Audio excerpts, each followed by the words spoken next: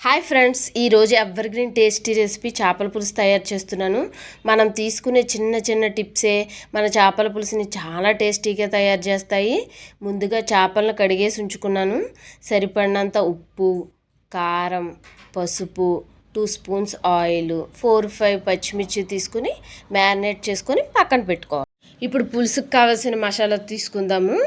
ధనియాలు, జీలకర్ర, గసగసాలు, అల్లం, వెల్లుల్లి, ఉల్లిపాయలు, టమాటా, అంతే. వేరే మసాలా ఏమీ తీసుకోకూడదు, స్మెల్ అంతగా బాగోదు. కొంచెం మెంతులు, ఆవాలు వేసుకుంటే టేస్ట్ బాగుంటుంది.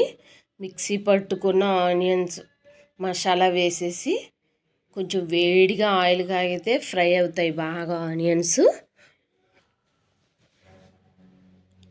ఆయిల్ ఇలా బాగా బయటకు వచ్చేసినప్పుడు చేప ముక్కలు వేసుకోవడమే.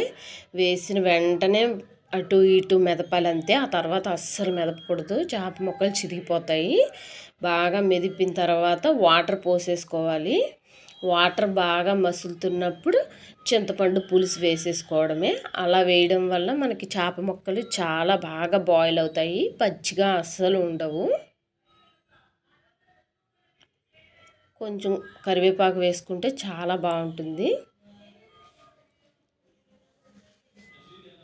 అంతే, చేపల పులుసు అయిపోయింది. కొద్దిగా కొత్తిమీర వేసేసుకోవడమే పైన. ఈ వీడియో మీకు నచ్చినట్లయితే లైక్ చేయండి, షేర్ చేయండి, సబ్స్క్రైబ్ చేసుకోండి.